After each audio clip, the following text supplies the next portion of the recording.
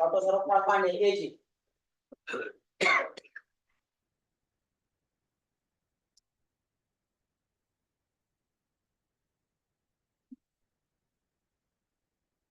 Where is Dr. Saurabh Pandey?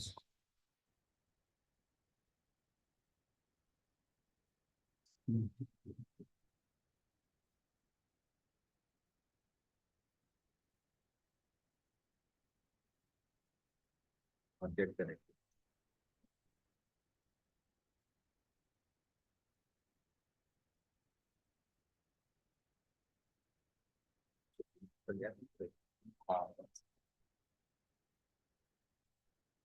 Till he joins, he was on the point that the petition cannot be filed not on the basis of the power of the party. Let him complete. Let him complete.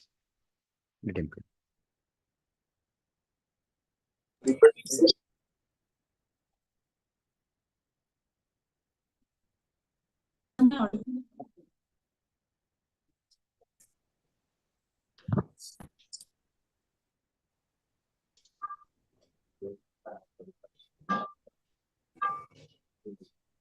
My lords, am I audible? Yes. Where is Mr. Hussain? My lords, I'm taking a short passover just for 5 minutes. Sorry, It's sorry. It's just coming. What is this going on, madam? Last My 2 lords, there's days, an announcement. I am hearing this matter, and on account of your difficulty, this matter has been adjourned day by day. Yesterday, I have My lords, this matter was fixed today at 10:30, and you are saying for Passover. No one is there for to represent the ED. What is this? My lords, just 5 minutes. Sorry, so I have to sorry. give announcement before the Supreme Sorry, Court. I am proceeding with the matter. Sure, my lords.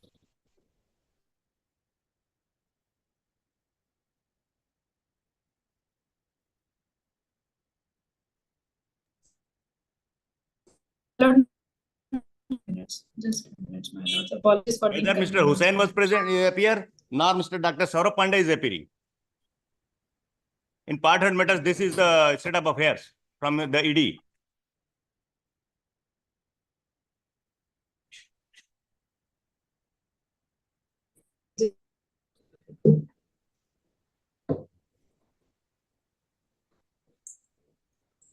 On your request, in the last 2 days, the matter was adjourned. That you have some difficulty in second half. Yes, my lords, I totally understand. Then,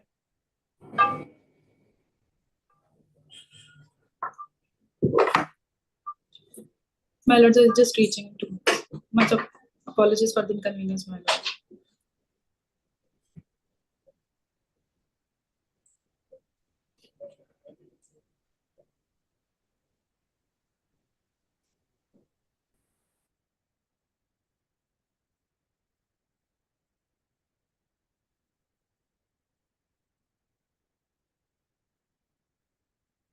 out of it लिखिए इसमें जरा.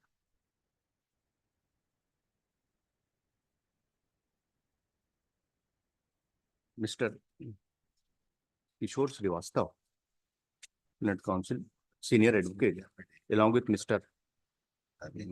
Himanshu Sinha, the Senate Counsel for the petitioner, Mr. Anurag Tripathi, penal for the state, none for the Respondent Enforcement Directorate. The matter has been listed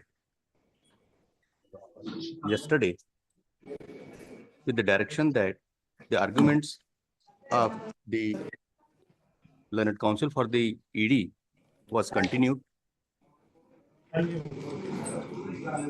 and it has been fixed immediately after for tomorrow, today, immediately after the fresh matters.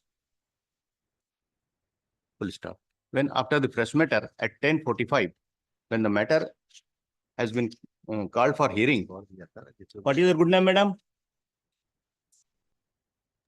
My lords, a humble request. What is your good name? Abhipriya. Madam, you can just tell your name. What is your good name, please? Abhipriya, my lords. Miss Abhipriya appears through virtual mode and asks for Passover. My lords, a short passover. A humble request. The order may not be passed. Just a minute, please, my lords. full stop. It is 10:45. Let the matter be again call up at 11 p.m. 11 a.m. This is not fair, madam. This is not fair. Absolutely not fair. Much obliged. I am. Right, my lord. And the argument of the petition was completed yesterday and he was on leave. I will correct it. I will correct it. I'm sorry, my lord. I was on my legs in one matter in the Supreme Court. Yes. I'm very sorry. Now, my lord. Mr. Hussain. Yes, my lord. Yesterday, yesterday it was mutual understanding that the matter immediately after the fresh matter, this case will be taken up. Yes, yes. Why don't you have apprised this court that yesterday you have a matter before the Honorable Supreme Court and it will take some time? No, I'm very sorry, my lord. What happened was. और आपके कारण से पिछले 2 दिन से ये matter adjourn हो रहा है. In second half, you have some difficulties. No, my lord. The first day, if my lord will recall, Mr. Sibal concluded, and my lord Mr. had. Sibal concluded. You have asked for taken up the matter in the next day because you have some matter at Punjab and Haryana High Court. Yes. Yesterday also on the same ground the matter was adjourned for today. Yes, my lord. I have concluded. I have concluded, my lord. What happened today is the bench here. It was only a 5-minute. But neither you present nor Dr. Saurabh Pandey is present here.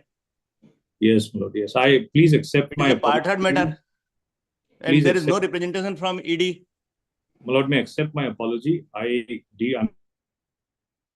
This is not fair, Mr. Hussain. Yes.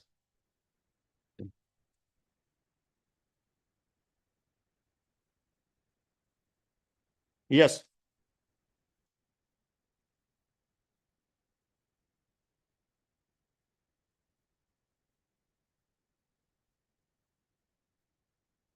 Yes, please continue. Yes, please.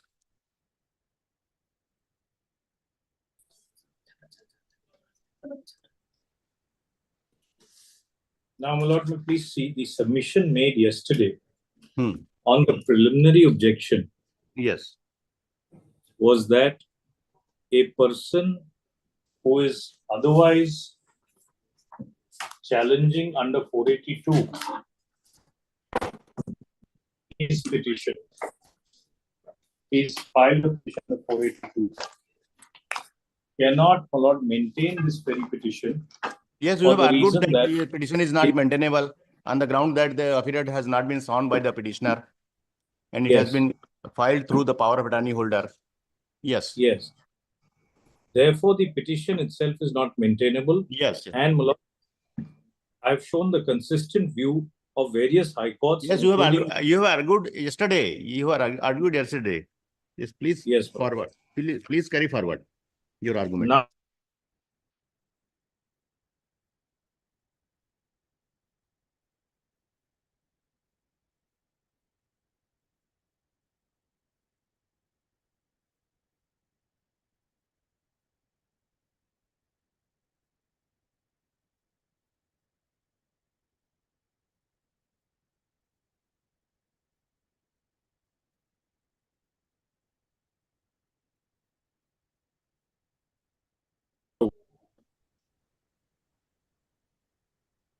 if my learned friend can hand over that petition copy, my lord. Your learned friend is not here, Mr. Hussain. No one is there from ED.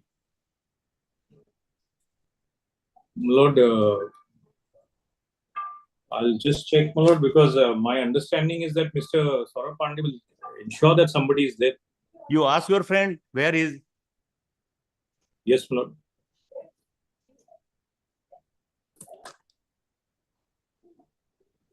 I will immediately please find out where he is.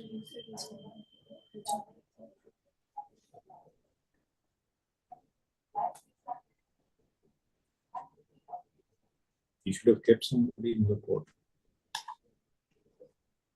क्या करें बताइए?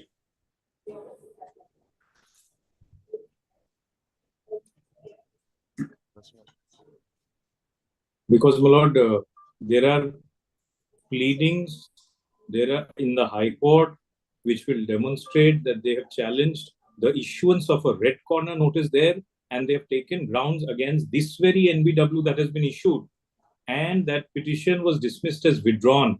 They withdrew that petition and came to this honorable court, and that bare fact had to be disclosed before this honorable court. That has not been disclosed, and I will show a judgment where non-disclosure of a material fact of this nature. Where is their order of withdrawal? Yes, please see, my lord, that order of withdrawal is also there. If my colleagues on the other side have that, they can pass it on to the bench, my lord. They must be having it. It was their duty to disclose. Now it is your turn to argue. You have Yes, to disclose. Yes, my lord. It is there. Where is your friend? No representation is from ED. Where is he? Pandya has got 10 minutes time. It's on phone. My colleague. Where is Dr. Pandya? He instructed for 10 minutes. Insisting for 10 minutes. Where is क्या Dr. चल रहा है? तो यही तो सब तमाशा चल रहा है ना.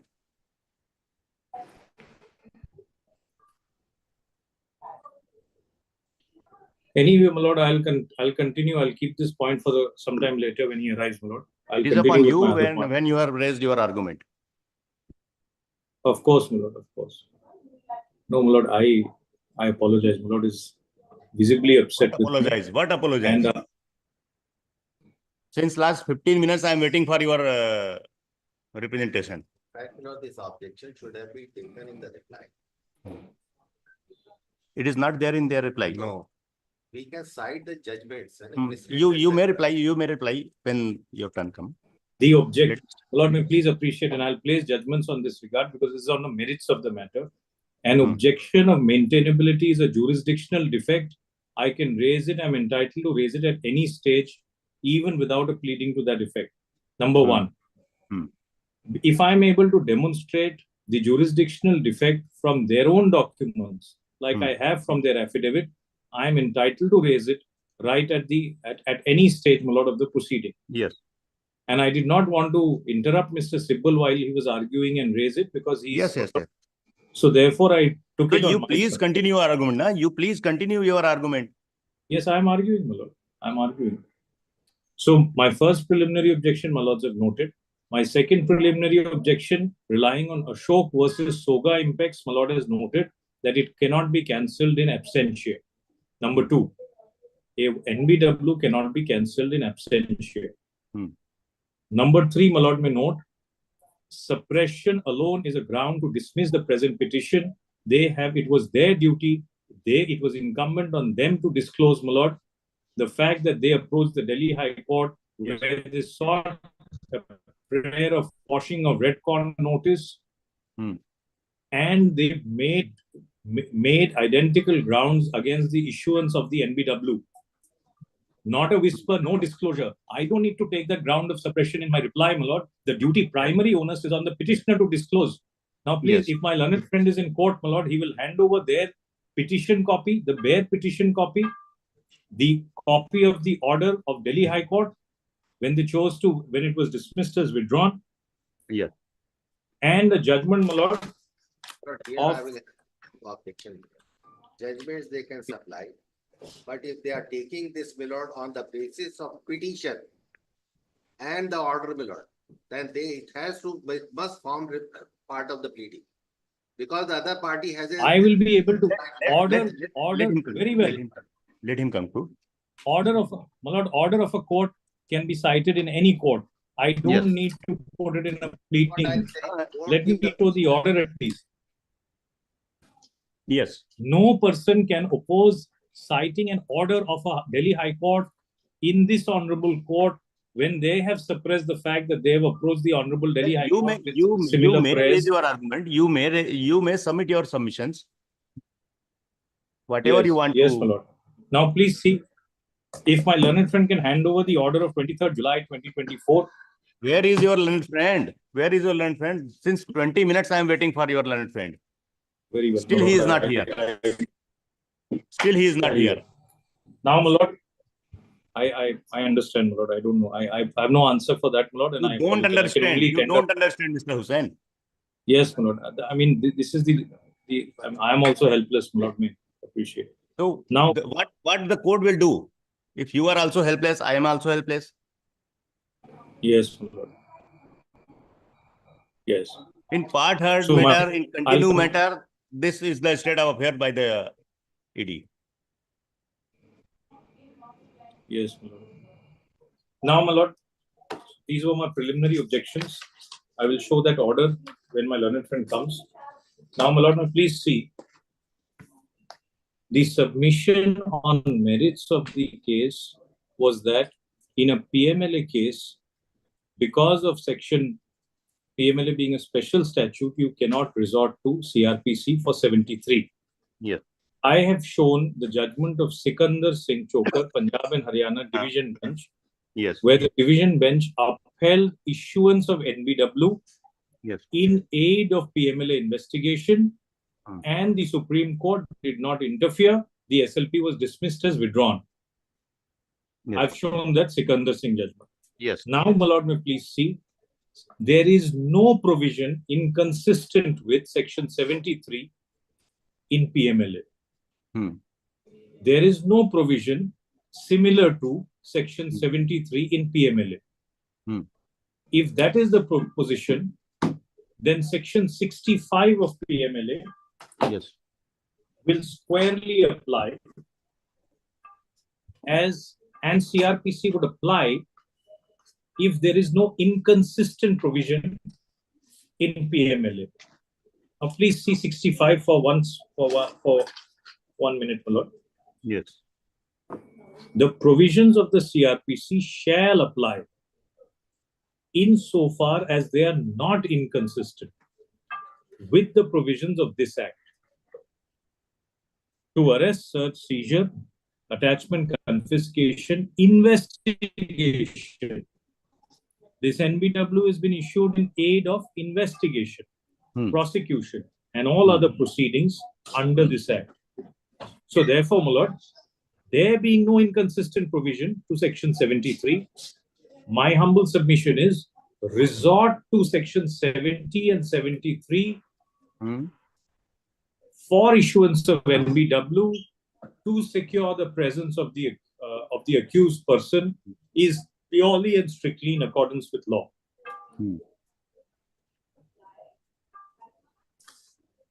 Yes. Now, in this context, please have the compilation which I had given yesterday, my lord. The compilation which my lord had yesterday.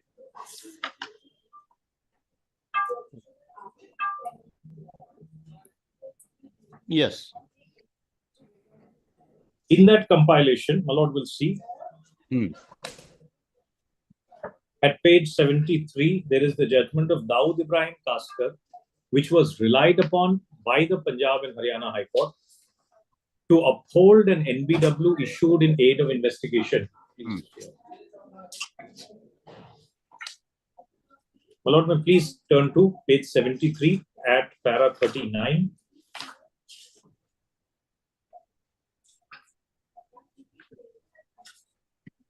Yes. I'm sorry, para 21 and 22. Para 21 and 22, my lord. At 84, running page 84.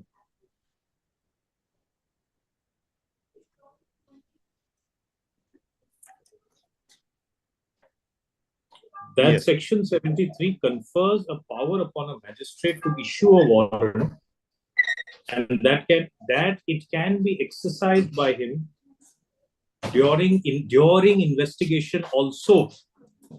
Let me see para 21 at page 84. Yes. That it can be exercised by him during investigation also can be best understood with reference to section 155 of the code. As already noticed under this section, a police officer can investigate into a non-cognizable offence with the order of a magistrate and may exercise the same powers in respect of investigation which he may exercise in a cognizable case, except that he cannot arrest without warrant. If with the order of a magistrate, the police starts investigation into an NC, non-cognizable and non-bailable offence, like 466 or 467 of IPC, and if during investigation the IO intends to arrest the person accused, he has to seek and obtain a warrant of arrest from the magistrate.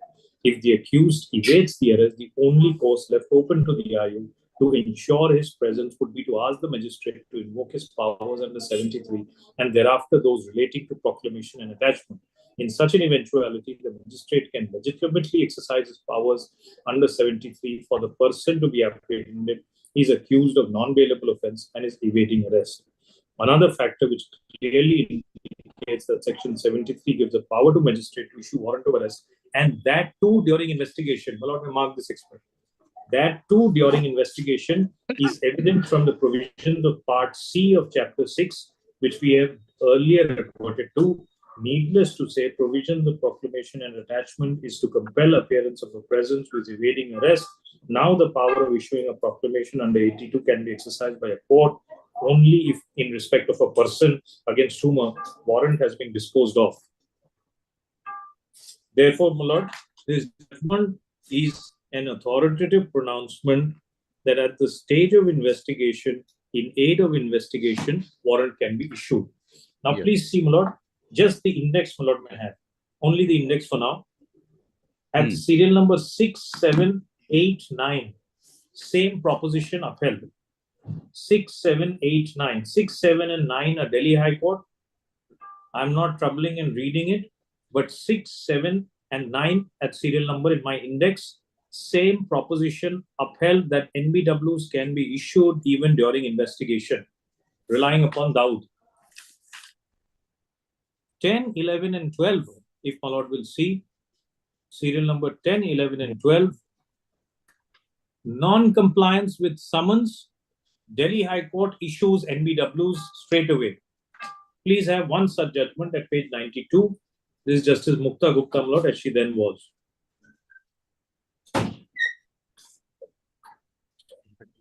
Page number? This, my lord, will find at page 92. Yes. Now, please have, my lord, page 92, where my lord will see that the subject matter of proceeding at para 1 was the initiation of proceeding under section 82. Yes. And then my lord will find the findings at para 8 onwards. Well, permit me to read para 7 onwards. I have heard the learned counsel for parties. In the present case, a perusal of the email dated 19th April from the treating doctor in Switzerland shows that the second surgery was not urgent and could be planned according to professional agenda. Further, with regard to non-appearance on 27th April 2011, it is evident that petitioners were very much in Delhi in view of the affidavits sworn by them at Delhi. However, they failed to appear before the IO. The power of the court under 73 to issue non-bailable warrants against the persons who are accused of non-bailable offence and are evading arrest is clearly defined. Despite notices by CBI, the petitioners refrained to appear before them. Petitioners are accused in this case, and because of their absence, the court was justified in issues of warrant. The petitioners for their non-appearance before the IO and came to the conclusion that the same would not justify and there was no sufficient explanation. Those petitioners had sent a fax message stating they would appear before the IO. However, they did not appear on their own. They changed the date of appearance. CBI asked for their appearance on 22nd April, which was also changed to 26th April and dated to 27th April. On 27th April, a fax message was sent. Then, my lord, after 3-4 lines, the last sentence in that para, my lord, see, the learned trial court was conscious of the fact that notices were given to petitioner to join the investigation. However, he did not join. Learned trial court was further cautious that investigation involving unearthing of conspiracy in awarding the tender and money trail thereafter. These judgments are to show, my lord, at the stage of investigation, a person who does not join investigation can be proceeded with by way of an NBW on an application under 73 by ED. Now, argument was made, my lord, by my learned senior friend, Mr. Srivastav, on the other side, that in your application, you have nowhere stated that he is evading arrest. You have said he is evading the investigation. My lord will recall that argument. Now, please see one para of Chidambaram. Arrest is an inherent part of investigation. Right from H.N. Rishbud, my lord will recall. Yes. The Honorable Supreme Court has held arrest is an inherent part of investigation. It is in aid of investigation. It is to assist in investigation. Now, please see Chidambaram at 135, running page 135. Relevant at para 69 at 164. Para 69 of Chidambaram at 164, running page of the compilation.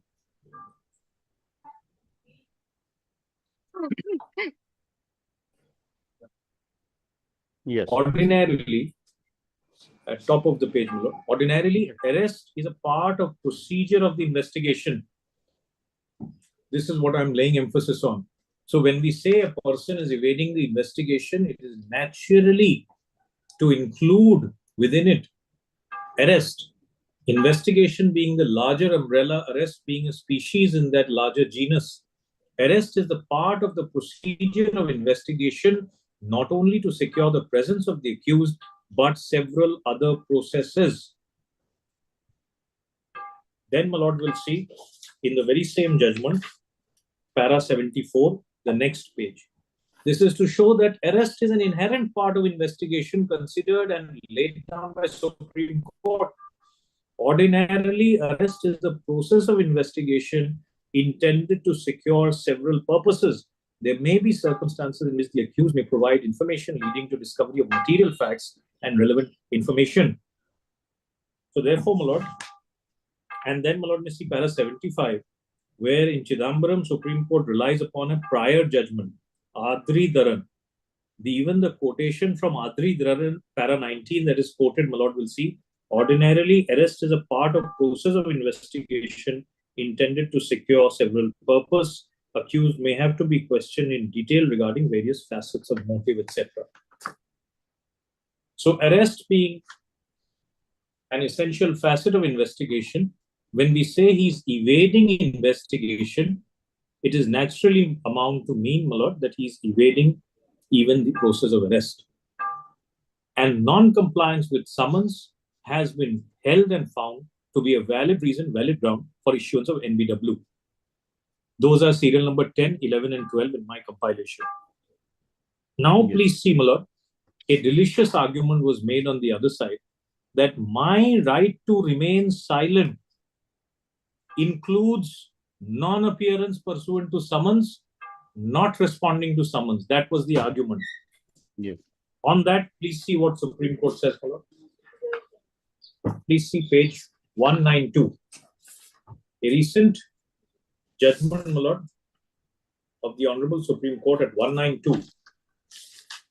When ED started conducting investigation into illegal sand mining in Tamil Nadu, some collectors were summoned. Yes. The collectors approached the Madras High Court, got a stay on those summons, citing similar arguments.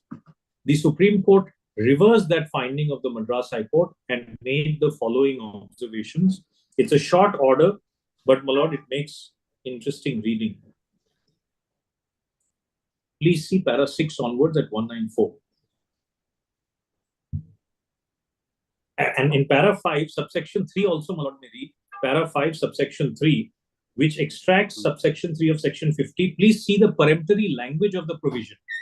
All persons so summoned shall be bound to attend in person or through authorized agent as such officer may direct. So please mark the expression, my lord, shall be bound to attend. Yes. It cannot be the ipsi dixi of the summoned person whether I will answer the summons or not. This is the dictate of the law. You are bound to attend and you cannot choose not to attend or change suo motu the date of attendance. Now please see how this provision has been interpreted consistently by larger benches of Supreme Court as well as division benches. Para 6 onwards, my lord, may see. From the bare reading of the said provision, it clearly transpires that the concerned officers mentioned therein have the power to summon any person whose attendance he considers necessary, either to give evidence or to produce any record during the course of investigation or proceeding under PMLA. Since the petitioner ED, sorry. Yes, please. Yes, Lord.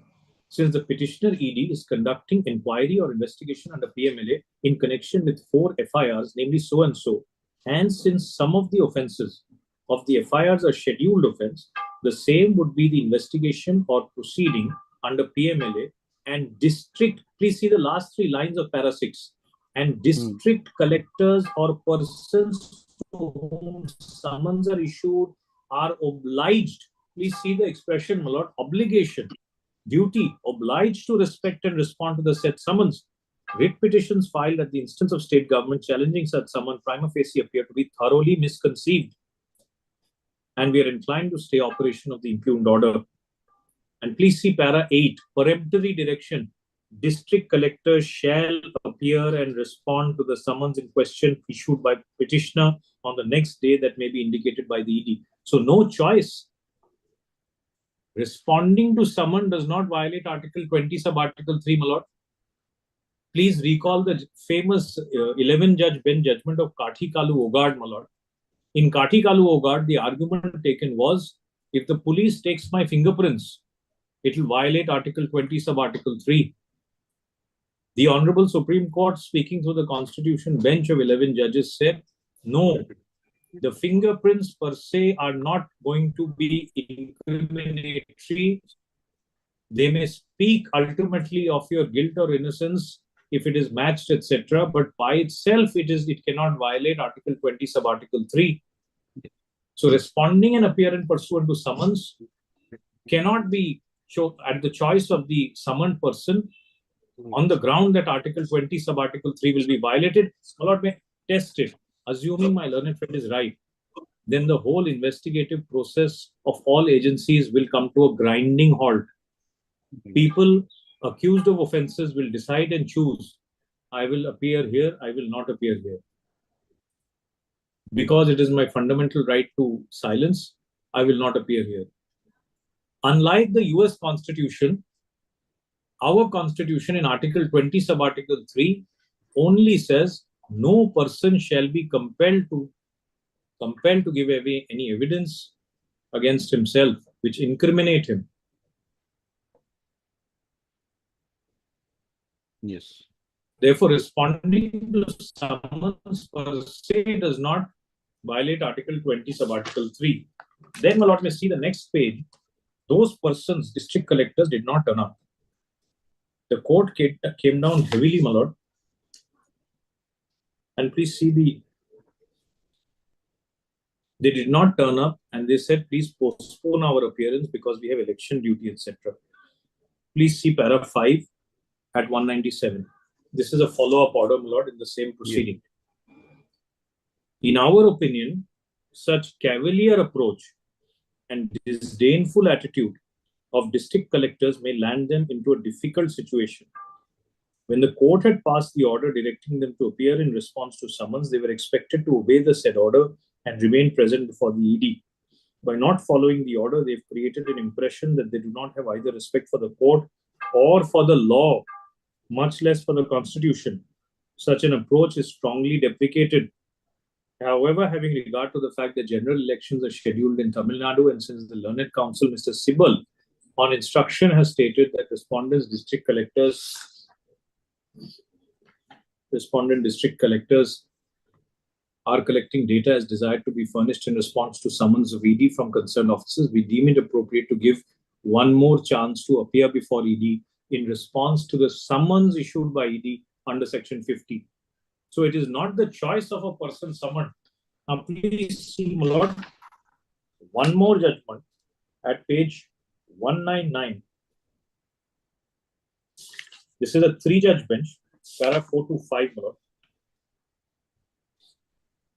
where even the vires of 50 was challenged precisely on this ground of Article 20 sub Article 3.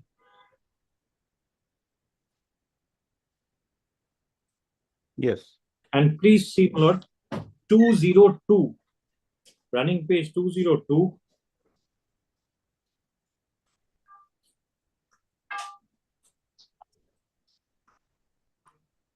My lord, may I have 201 last 3 lines. 201 last 3 lines, my lord, may I have? It runs into 202. Even so, the fact remains that Article 20 sub Article 3, or for that matter, Section 25 of the Evidence Act, would come into play only when the person so summoned is an accused of any offense at the relevant time and is being compelled to be a witness against himself. This position is well established. The Constitution bench of this court in MP Sharma had dealt with a similar challenge when warrants to obtain documents required for investigation were issued by the magistrate, being violative of Article 20, Sub-Article 3 of the Constitution. This court opined that the guarantee in Article 20, Sub-Article 3 is against testimonial compulsion and is not limited to oral evidence. Not only that, it gets triggered if the person is compelled to be a witness against himself, which may not happen merely because of issuance of summons for giving oral evidence or producing documents. Further, to be a witness is nothing more than to furnish evidence, and such evidence can be furnished by different modes. So the court held, my lord, that Article 20 sub-Article 3 is not violate if you respond to summons. That's the summons substance of page 202. There's exactly an answer to what my learned friend has argued on the other side. And it is stated, my lord, that until and unless a formal complaint is filed, you don't stand in the character of an accused. That was the view in Ramesh Chandra Mehta. And that was the view, my lord, in Katikalu Ugad. My lord may see, just I won't read it, but my lord may turn the page over at para 428. Katikalu Ugad is also referred to. Just the page over, my lord, at 428. Running page 203. Yes. Same judgment, my lord. And compulsion has been treated to mean duress. Compulsion under the law is no compulsion. My lord has para 428. My lord will see Katikalu Ugad is specifically referred to. And compulsion is equated with duress. Page 203, bottom, my lord. Yes. Again, the question came up for consideration before the 11 judges of this court in Katikalu Ugad, wherein the court noted that the person on whom summons has been served must fulfill the character of an accused person at the time of making the statement. The court expounded, in order to bring the evidence within the inhibition of clause 3, it must be shown not only the person making the statement was an accused at the time he made it, and that it had a material bearing on the criminality of the maker of the statement, but also that he was compelled to make the statement. Compulsion in the context must mean what in law is called duress. In dictionary, English dictionary, Earl Jowett, duress is explained as duress is where a man is compelled to do an act by injury, beating, or unlawful imprisonment, or by threat of being killed, suffering from some grievous injury, bodily harm, or unlawfully imprisoned. Duress also includes threatening, beating, or imprisonment of wife, parent, children, of child, or person. Therefore, my lord, Article 20, sub-Article 3 has been considered in great detail in the judgment of Vijay Madanlal Chaudhary. And therefore, my lord, a person who is summoned no way ends up becoming, my lord, an accused. He does not fit the character of an accused. He need not be told in what capacity you're being summoned. When you're being summoned, you can merely be a suspect. You can be a suspect. You're being summoned, my lord, because you have some material which will be useful for investigation. Yes. Then, my lord, may please see. Lastly, one important judgment of Veerbhadra Singh at 379, Delhi High Court, 379, which has been approvingly referred to in Vijay Madanlal also. Para page 379, relevant at para 143. Para 143, my lord will find at page 419.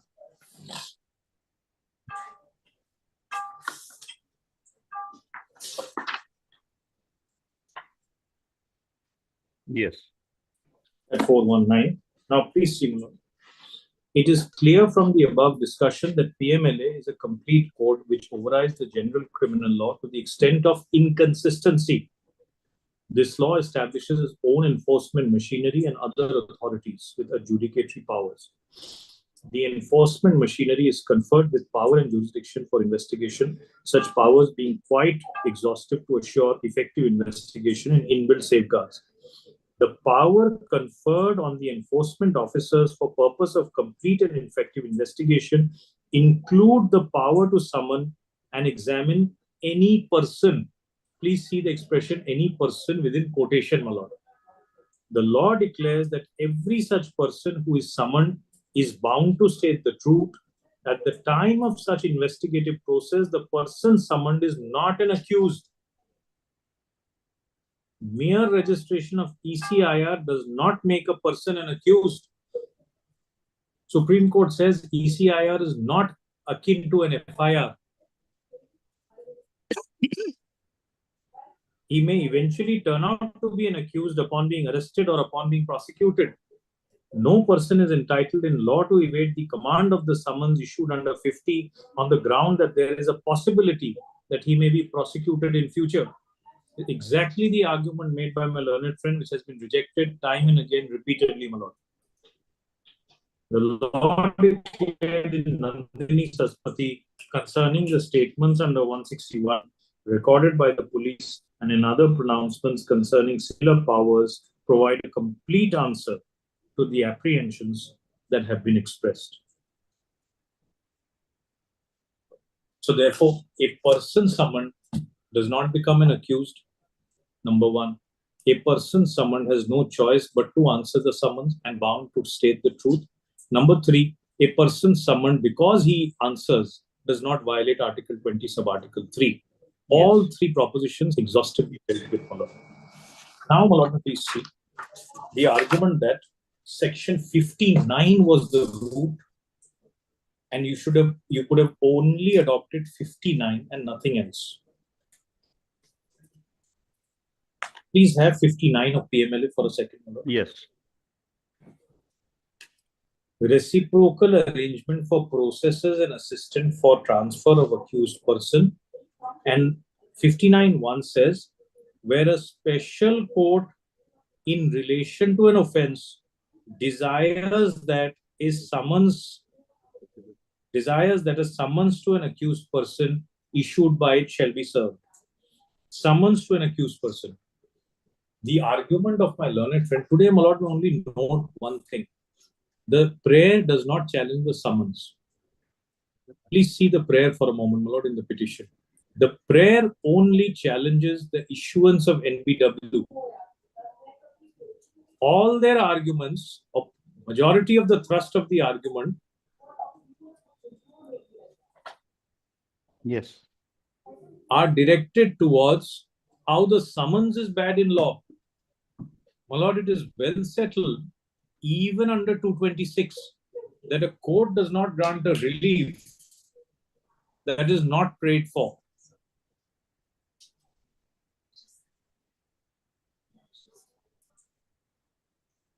That a court does not grant a relief that is not prayed for. Therefore, summons is not under challenge. What is under challenge is the issuance of an NBW. But the gravamen of their allegations or their contentions are attacking the summons. That when you issued the summons, you could not have issued it under 50.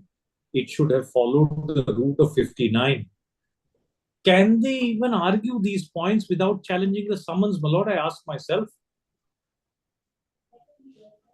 Please appreciate, my lord, their essential problem is that the summons which you say I have violated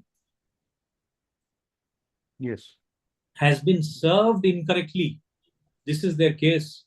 But where have you challenged the summons? For that, you have to assail the summons. Without assailing the summons, a prayer or a relief not made,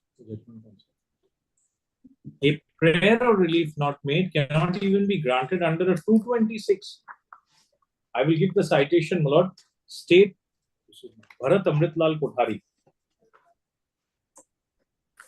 I'll just give that citation, my lord.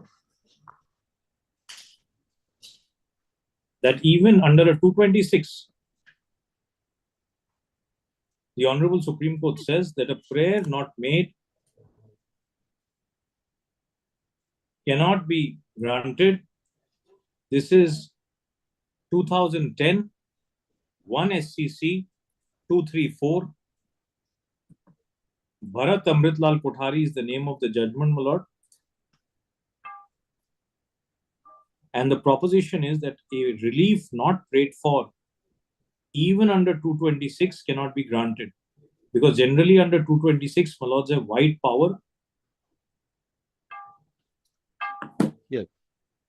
So therefore, today, without a prayer, without a challenge to the summons, all their arguments that the summons was not served correctly has to be completely rejected. Now see 59. Without prejudice to that argument, please see 59, my lord. Yes. 59 says, where a special court in relation to an offence punishable under 4 desires that a summons to an accused be served. Now, this summons that was being served to them was not a summons by the special court, my lord. This summons under 59A is the summoning by a court. This is not referring to a summon under section 50. Please appreciate, my lord, because please see the language, where a special court in relation to an offence desired that a summons to an accused be served. And please see, my lord, a summons to an accused person, or BCD, my lord, may skip for a moment, and then see issued by it. The expression issued by it qualifies all of A, B, C, and D. Now, please appreciate, this summons is not issued by it being the special court. This is a summons issued by the officer during investigation. So this summons under 59A refers to a summoning order issued by it being the special court. Lord, I hope I'm being able to make that subtle distinction. Section 50, my lord, is a summons issued during investigation by an officer, authorized officer. Section 59A is referring to a summon issued by the special court. And that is evident, self-evident from the bare language. At the end of A, B, C, D, the law says, the MLA says, issued by it. Now, this it is in reference to the special court, where a special court in relation to an offence desires that a summons to an accused person issued by it shall be served. Then, my lord, it will follow that route. Please see, it shall send such summons in duplicate to such court, judge, or magistrate through such authority as the central government may by notification specify. So the judicial process kicks in at the stage when a summon is issued by the special court. So 59 has no applicability. My learned friend's submissions are premised on a complete misreading of section 59. Yes.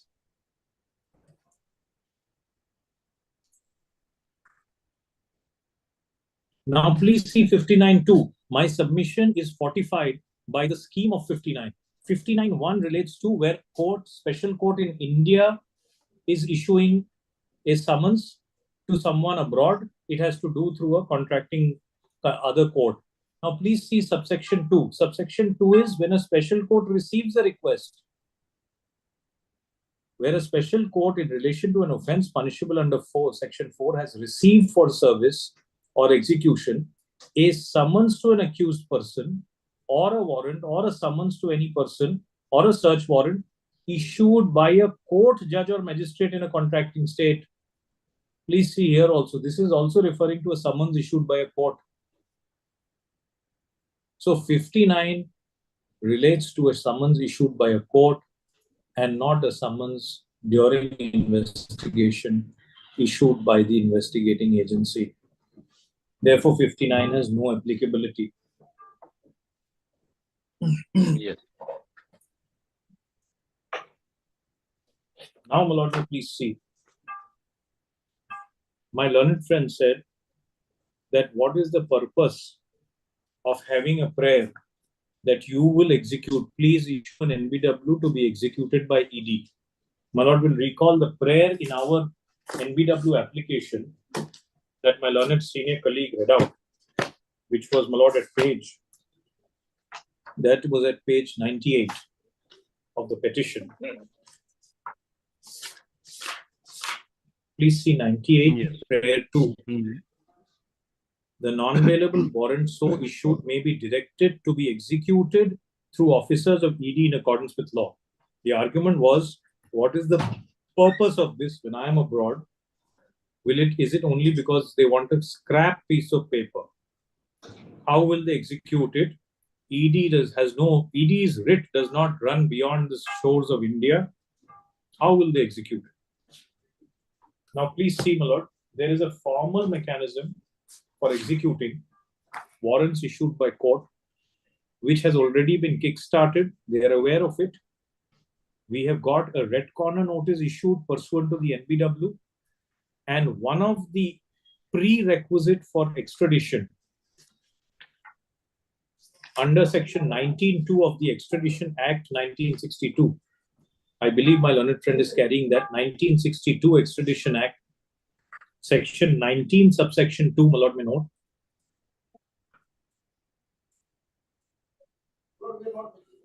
One of the essential prerequisite is issuance of a warrant by a magistrate. My lord may see 19, the chapter heading in chapter 4. Surrender or return of accused persons from foreign states. Surrender or return of accused persons from foreign states. Yes. And section 19 refers to mode of requisition or form of warrant for surrender or return of accused who is in a foreign state. Please see subsection 2. What is a prerequisite?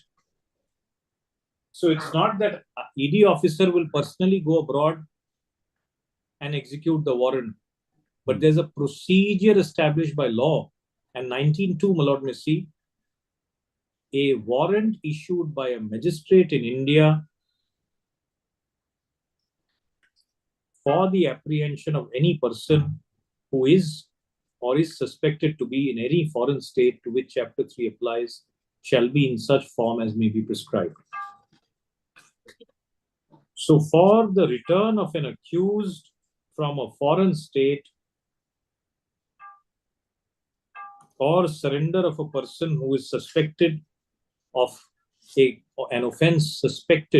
offense, has to be triggered by issuance of an NBW. So this is the starting point of the process of extradition, which led to a red corner notice, and it is that red corner notice which was challenged in the Delhi High Court. Now, my lord may see, since my learned friend is here, the petition filed in the Delhi High Court, the bare petition and the order copy, which ought to have been placed by them.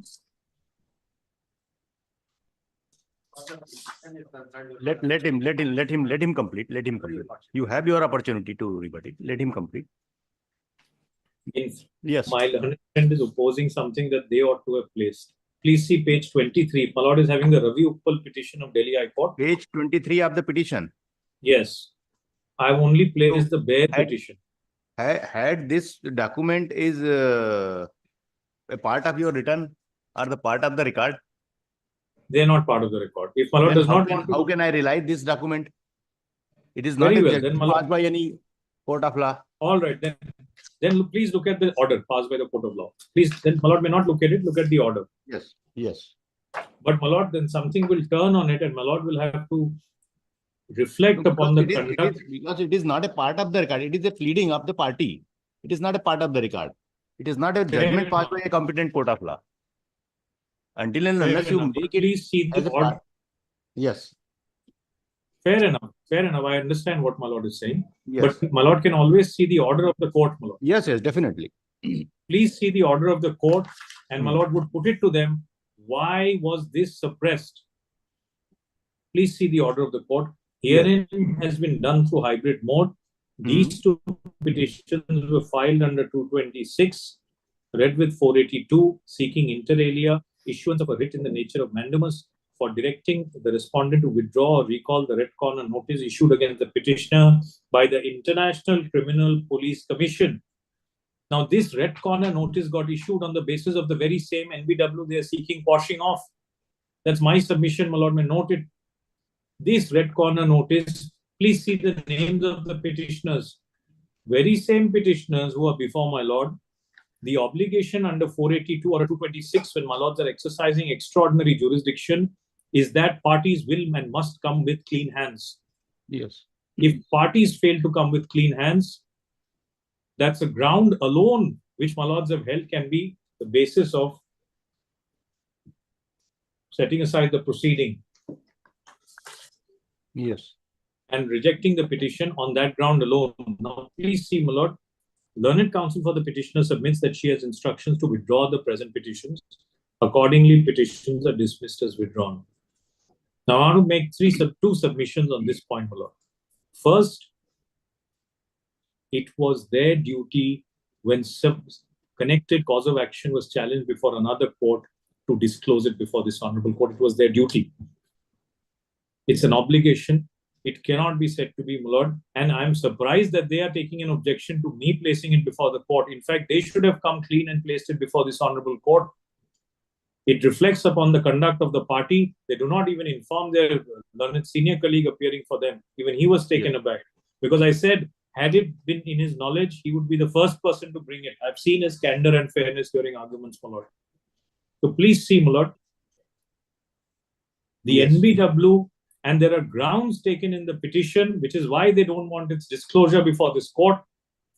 It is my submission that there are grounds taken in the petition questioning the very same NBW on the very same grounds. Now, please see consequence of this. Prestige Lights, if my learned friend can hand over. Prestige Lights, Supreme Court. What is the consequence? In a 226-482 scenario,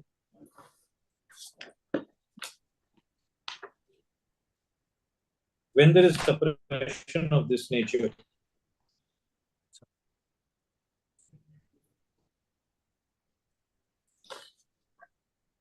Yes. Para 33, Prestige Light is, my lord, citation 2007, volume 8 SCC 449. Yes. Para? My lord, please have para 33, my lord.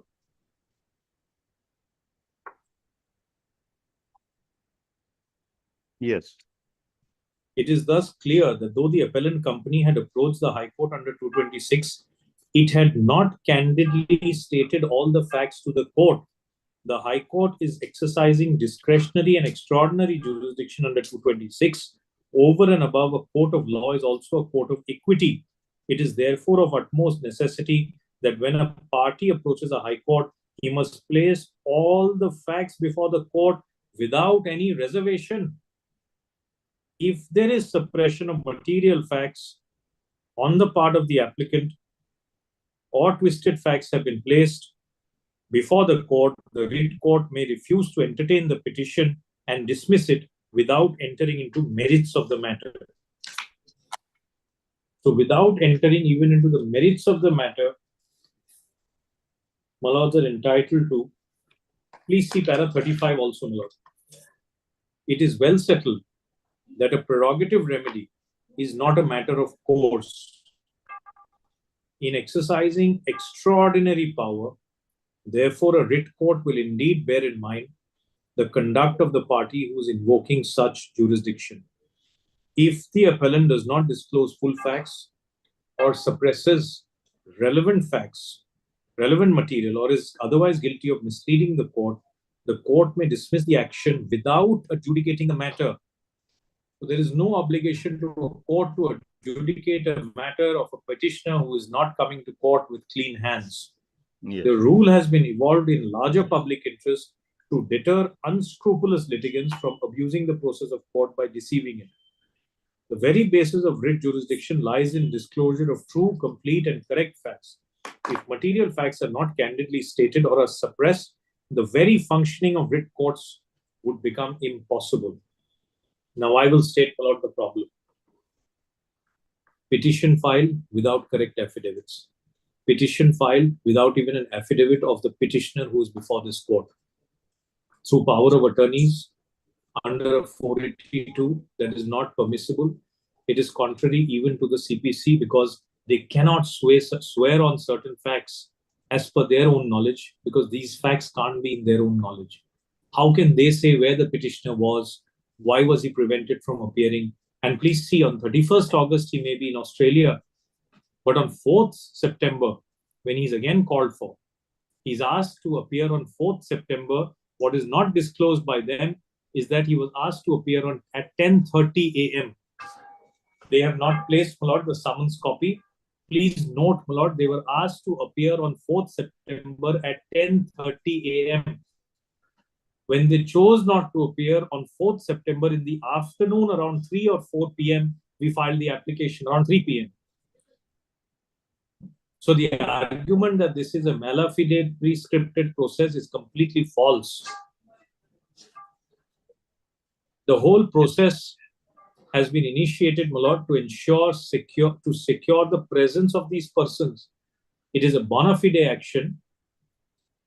Yes. And, my lord, they don't disclose material facts. They file petition. The whole procedure is mired in completely wrong action by the petitioners, in completely malafide action by the petitioners, which demonstrates their conduct. Now, please see, what is the consequence? I've placed the order where it was dismissed as withdrawn.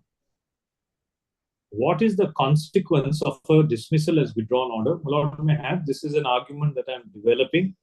My lord may have the judgment of Ashish Gandhi. This was in the context of bail. Therefore, liberty, therefore, a higher threshold. Despite that, the Gujarat High Court holds withdrawal amounts to dismissal. Yes. Withdrawal amounts to dismissal. Please have Ashish Gandhi, para 9, my lord.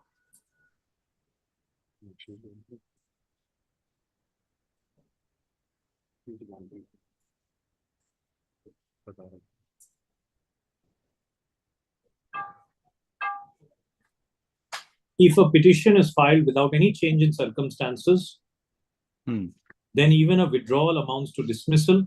That is the Gujarat High Court, Ashish Gandhi, my lord. Citation is 1992 SCC Online Gujarat 152. Yes. Okay. Para 9, my lord. Para 9. In that order, the learned judge has not at all dealt with the aspect of the earlier bail application having been withdrawn as not pressed by the respondent accused. It was not open to the learned judge to go into the merits of the case and decide the same. Because once the earlier bail application was withdrawn, it has to be presumed that all possible contentions must have been raised before the court, and the court was not inclined to accept the same and release the accused on bail, and therefore only the bail application was not pressed by the accused for the advocate for the accused at that time. Under these circumstances, if the court has allowed to withdraw the petition, it is nothing but an order of dismissal. Please mark this, my lord. Under these circumstances, if the court has allowed to withdraw the petition, it is nothing but an order of dismissal, and therefore, in the absence of any change in circumstance or any fresh ground, the learned judge ought not to have entertained the bail application and decided the same on merits and released the respondent on bail. Therefore, only on this ground, impugned order passed by the learned judge, Mr. Pirzada, releasing the accused on bail is required to be set aside. This is the reason why it was not disclosed, my lord, because my lord would then put to them, why was it dismissed? Why was it withdrawn? You've raised similar grounds. Yes. And they can't put to me that why has the respondent not filed it? The primary onus is on the litigant approaching the court, my lord. He is dominus litis. The litigant approaching the court, invoking the extraordinary jurisdiction, is duty bound to disclose all material facts so that the extraordinary jurisdiction can be invoked. That is Bharata. That is the judgment that I've just quoted, my lord. Prestige Lights, which I just quoted to my lord. So therefore, my lord, under these circumstances, the prayer of the petition deserves to be rejected. Now, my lord, please see some of the contentions that Mr. Srivastava... Please, just a minute, Mr. Hussain. One thing, Yes. Please tell me. That petition Yes. before the Delhi High Court was with respect to the red corner issuance of red corner notice. On the basis that the NBW is bad in law. On the basis, true it is that it is on the basis of the NBW issued by the trial court. Suppose he withdraw his petition with respect to the red corner notice. Yes. Does it affect the issuance of a non-billable warrant? Does it My have sub- any effect? Yes. So Because my even if it is submission- withdrawn, he has a right to Yes. challenge the non-billable warrant. Yes. Now I have therefore a twofold submission. Yes. His right to challenge a non-bailable warrant may be independent, Yes. but the requirement of disclosure is a material fact. But And- that is the different. Yes, I bow down to that. I bow down. Yes. Therefore, it was a two. My lord is absolutely right. I have made a twofold submission. First is because it is a completely connected proceeding, the requirement of disclosure, it was a material fact that they ought to have Red corner disclosed. notice is a step ahead than the NBW. Is a step ahead. My lord is right. My lord is absolutely right. It's a consequence of the NBW. Yes. Yes. But because they have taken grounds against the NBW, my lord may please appreciate, had they not taken any grounds against the NBW, what my lord is saying, I would have completely bowed down immediately. Had they not taken the grounds against NBW, they have an entire chapter devoted in their petition on the grounds of NBW. I'll file it formally with an affidavit. They have an entire chapter devoted to the grounds of NBW. Yes. Therefore, it was a material fact, ought to have been disclosed, not disclosed, prestige light, it should be rejected without even an adjudication on merits. And the reason for non-disclosure I'm showing is because of the consistent law followed by many courts that withdrawal without change of circumstances as akin to a dismissal. Yes. They did not want to disclose to this honorable court that they have already unsuccessfully filed a petition with a similar cause of action. With a similar, I'm choosing my words carefully, my lord. I'm not saying same. Similar cause of action where even the NBW was questioned in the grounds. So I completely bow down to my lord's view that yes, red corner is a step ahead. It's a consequence. But it is a consequential action to the NBW which they have questioned, my lord. So, my lord, that is insofar as those submissions are concerned. Now, my lord, I've tried to deal with several of my learned senior colleagues' submissions, my lord, while I've been arguing. My lord, the contention that, please see now, my lord, section 63(2) of the CRPC. The manner of service of summons, that it has to be done personally, etc. Yes. It says, if practicable. 60, It was not practicable of the CRPC. 63(2). Yes. Yes, my learned friend had relied upon it, my lord. That itself, the answer is in the provision itself, my lord. It says, if practicable.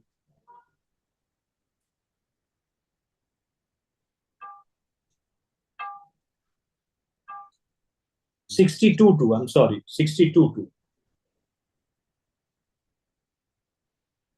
My learned friend's case was it should be served on me personally. But the provision itself says the summons shall, if practicable, be served personally on the person summoned by delivering to him one of the duplicates of the summons. If practicable, it was not practicable. Therefore, we followed the procedure of a fixture. That, my lord, will find in 65, a fixture in the last known address. And that is consistent with the MHA guidelines as well.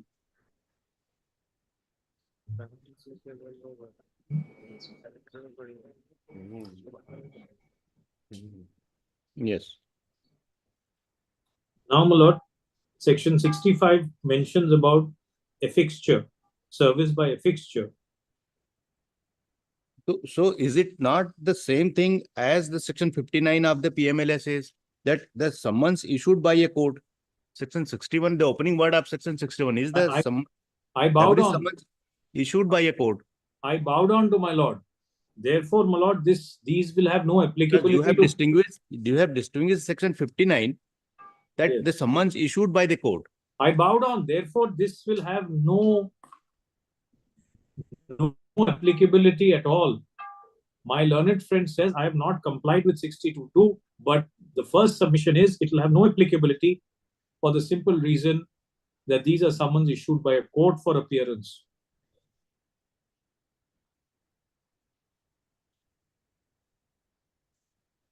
And assuming without admitting that even if assuming it applies, 62 says summon shall, if practicable, be served, if practicable. Yes. Then, my lord may see, the argument taken was that you ought to have followed 105B2. That is the new, that was the amendment that was referred to, my lord, in CRPC.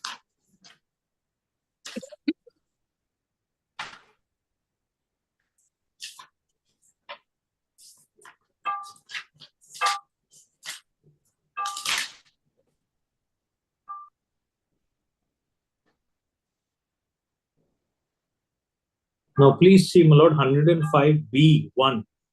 Yes. They are, please see how, my lord, the issues are sought to be conflated.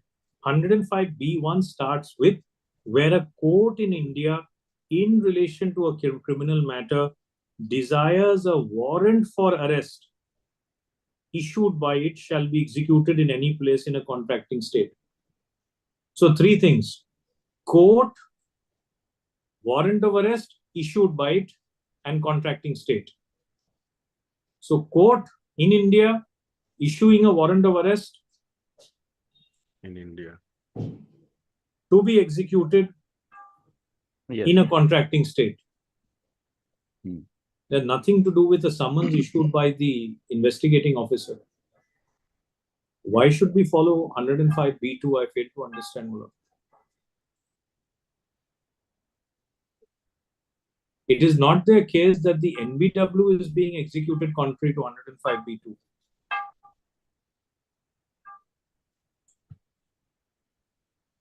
Yes. Their case is that when you issued the summons,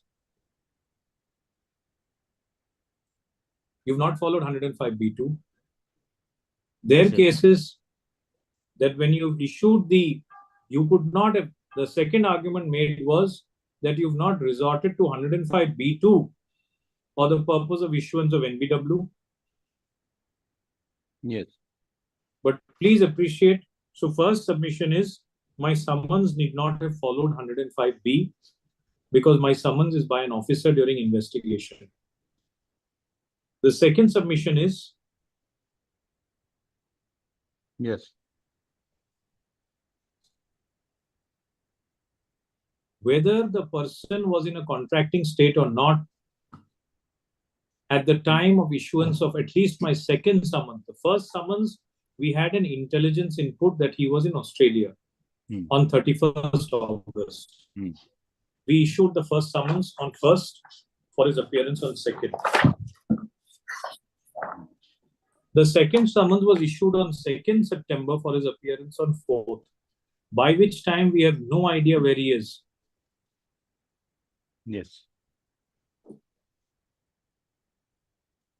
Whether he is in a contracting state, non-contracting state, the fact that he has taken the citizenship of Vanuatu only on 28 June 2022, which has no arrangement with India, either extradition or otherwise, it was a sufficient indicator, a reason to suspect that he is attempting to flee the processes of law in India. Otherwise, he was completely in India all the time. He was a citizen of the country. The moment criminal proceedings get initiated by predicate agencies, he has attempted to flee the country by taking a citizenship. And this is a huge scam where innocent people are lured into gambling with huge returns being promised. And then the monies are siphoned off out of India to all over the world. And 5,000 crores is the estimated amount, my lord, that we are speaking of. Yes. So 105B2 would also have no applicability for two reasons that I've already stated, my lord. Lastly, my lord, only give me a minute, I'll check. There may be one or two points left out.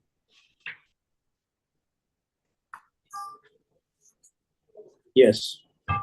The seeking the arrest was without reference to section 19. This is the other point made by my learned friend. That I sought for his warrant of arrest without reference to section 19.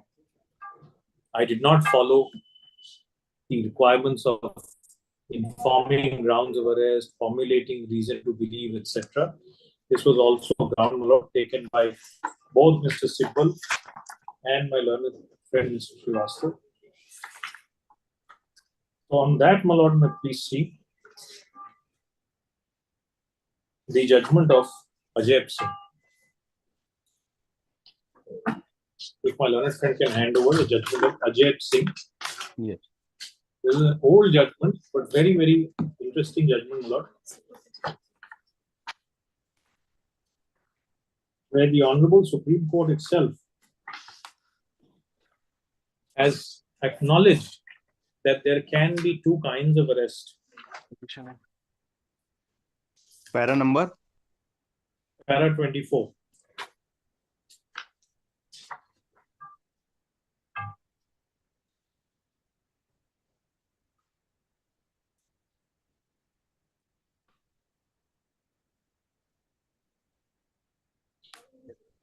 First is an arrest in execution of a warrant by a magistrate, by a court.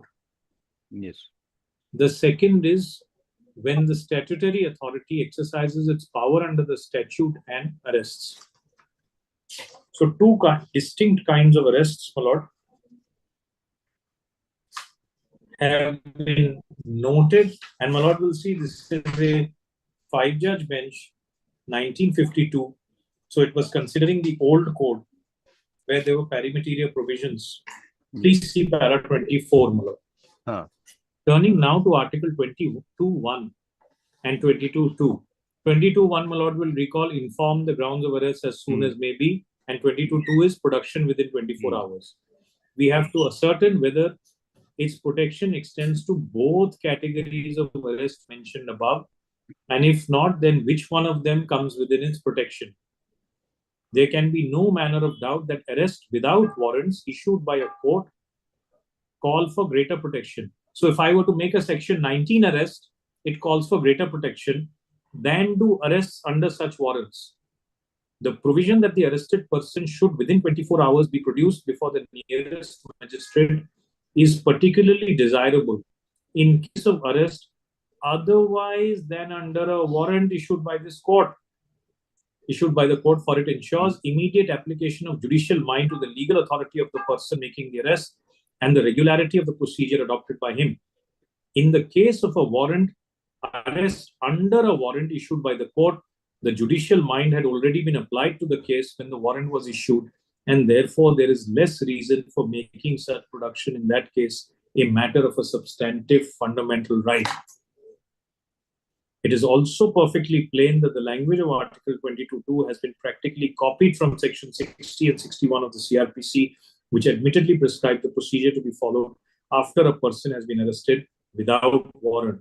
The requirement of Article 22.1 that no person who is arrested shall be detained in custody without being informed, as soon as may be, of the grounds for such arrest indicates that the clause really contemplates an arrest without a warrant of court.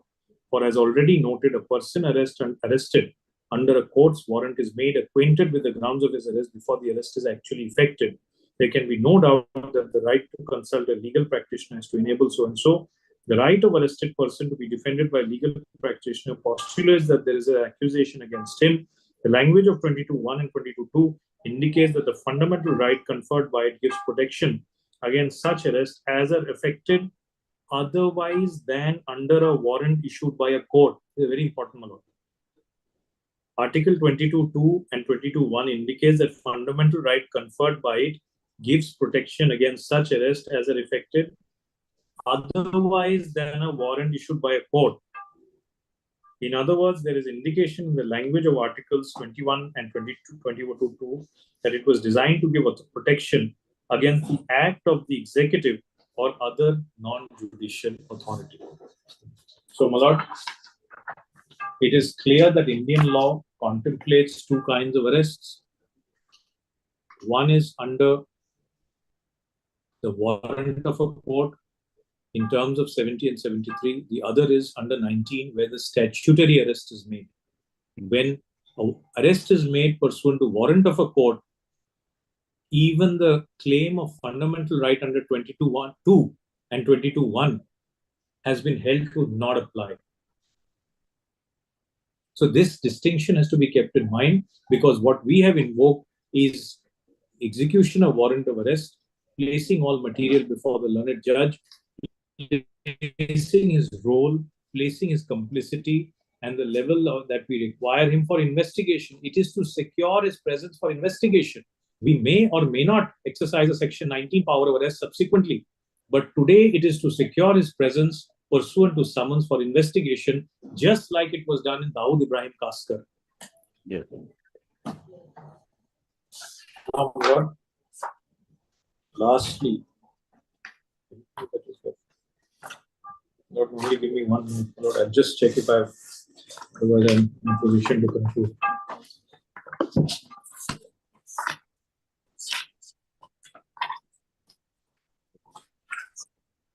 I think, Lord, unless if there is any point that my Lord wants me to clarify, I think, Lord, I have covered almost last submission, Lord. 11 months, in 11 months after ECIR, no summons issued, therefore malice. My Lord will recall that submission. Yes. My Lord, the searches happened on 21st August 2023. Therefore, they say no summons issued to anyone. Yes, my Lord, may note that on searches took place in this ECIR only on 21st August 2023. There were no summons issued to anyone. After, my Lord, we found material post searches. We arrested others on 23rd August 23. We exercised our power to arrest, my Lord. And merely because the timing of summons, the timing, venue, mode, manner, Supreme Court says, is in the exclusive domain of the investigating agency. Merely because summons were issued after 11 months of the issuance of ECIR does not in any manner make the exercise of power malicious. Only one judgment at page 130, my Lord may have. Supreme Court says it is the sole domain of the executive, my Lord. Please have, my Lord, page 134, 133.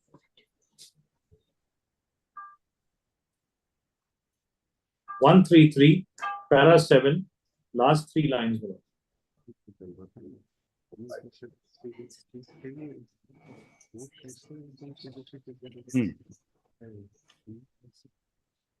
It is not placitum E. It is not the function of the court to monitor investigation processes so long as such investigation does not transgress any provision of law. It must be left to the investigating agency to decide the venue, timing, question, and manner of putting such question to the persons involved in such offense. So this is the consistent view of Supreme Court. The timing, manner, venue, mode, all of this is in the exclusive domain of the investigating agency. Lord, those are my submissions. I'm deeply grateful, my Lord. And I apologize on behalf of my learned friend also if we have been remiss in any assistance. Lord, it has been a pleasure, my Lord, to appear before my Lord and Lord assist, my Lord. Thank you. I'm deeply obliged. With Yes, my Lord's permission, may I, my Lord, exit with my Lord's permission? Yes, yes. Yes, please. Yes. I'm deeply obliged. I will remain logged in, Lord. I may attend to some proceedings and I'll remain logged. Yes. I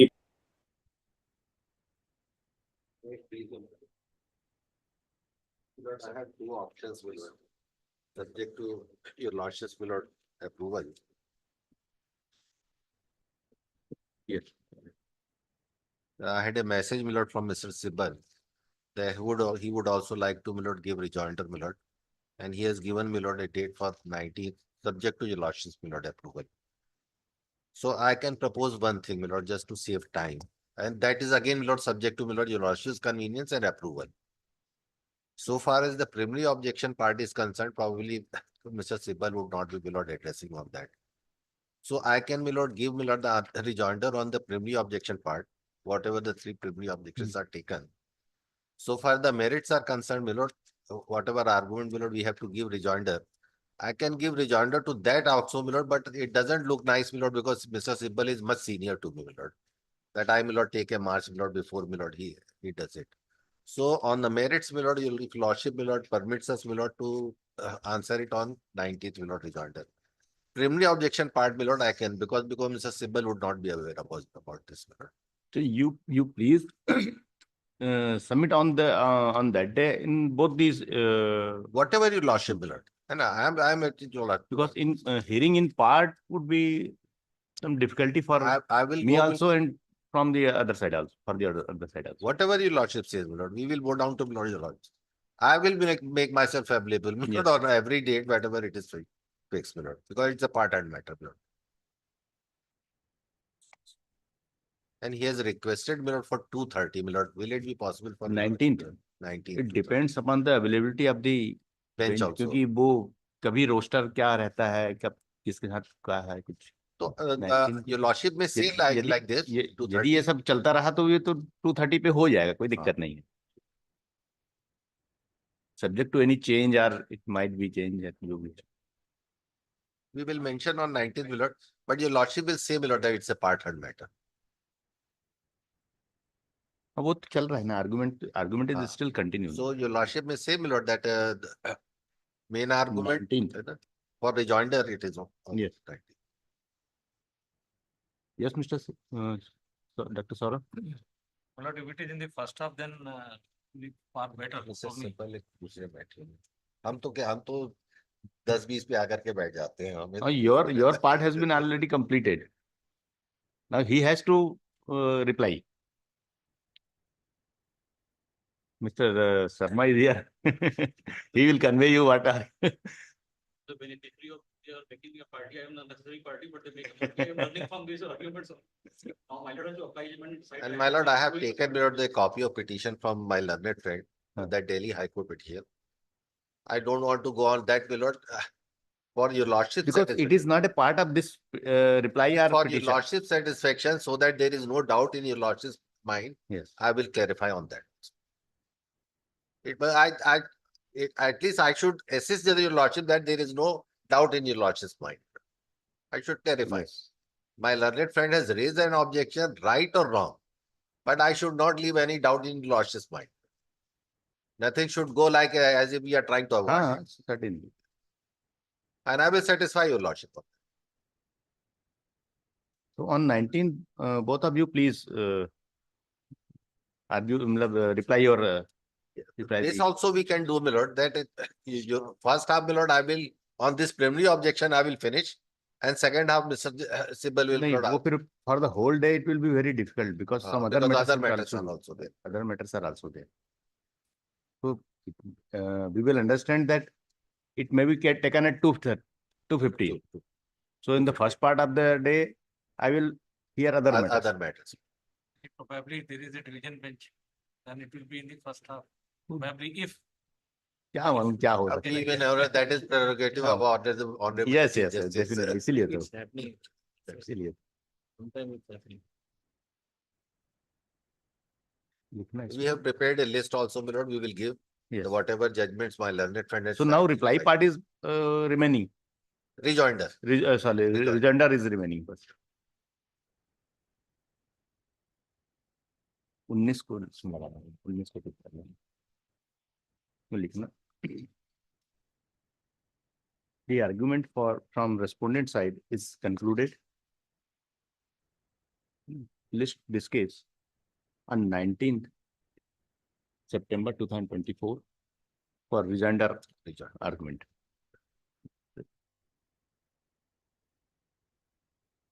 I am deeply obliged. Thank you, sir. Mr. Saurabh, please be here on that day in time. I'm really very sorry for today. Please. क्या यहाँ बैठे हैं 15-20 minute हो गया, you are not there, he is arguing that mister my friend will supply you the copy, you are not here. I'm really sorry.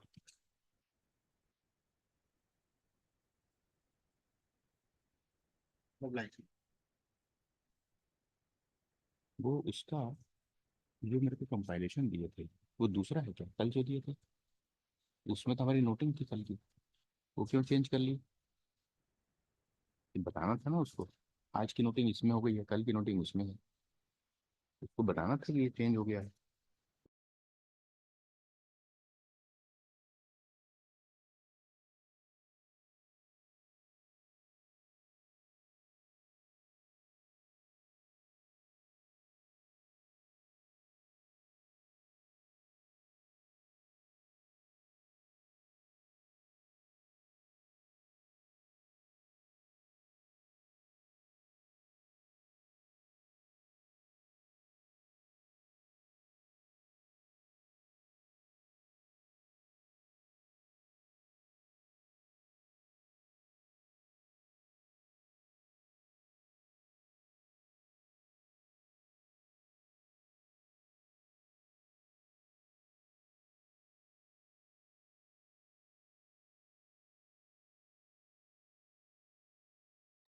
Just to for the IS, Hyderabad, the Bhaskar Bayasi, the Gurta City, the Argo.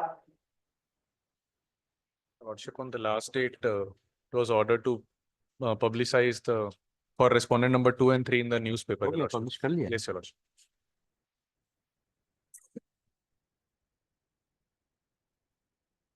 File किया आपने?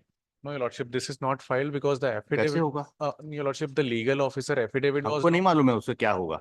Your Lordship. You have to file an Yes, affidavit yes. that the summons has been published. Yes, Your Lordship. Yes. We tried, Your Lordship, because there is some death in the office of that legal officer who was the OIC in this matter. क्या बोले? जो OIC था, Your Lordship, legal officer जो हैं company के, उनके घर पे किसी की डेथ हो गई थी. कब पब्लिश किया आपने? 21/8 को पब्लिश हुआ है, Your 21/8 को? जी. उनके 3 यहाँ कब हुई हफ्ते है? हो गए. Your Lordship, पिछले हफ्ते समथिंग फिर? कुछ हुई है जी. हम we are trying, Your Lordship, बस इसके. Immediately after the ji. publishing the summons in the newspaper, you have to file the affidavit Yes, that the Your summons has been published. Yes, Your Lordship. फिर? Why don't you have file this affidavit? Last week, 1 week से we are trying, Your Lordship. This was, Your Lordship, last 3-4 days sorry. which may be given. Sorry. The publications and other things have been made, Your Lordship, on time. Sorry. If you don't follow the procedure, you are not entitled for any relief. Lordship, last opportunity may be given. कितनी बार last opportunity देंगे? हर case में तो आपको यही आ रहा है. 17 की appeal है. जी, Your Lordship.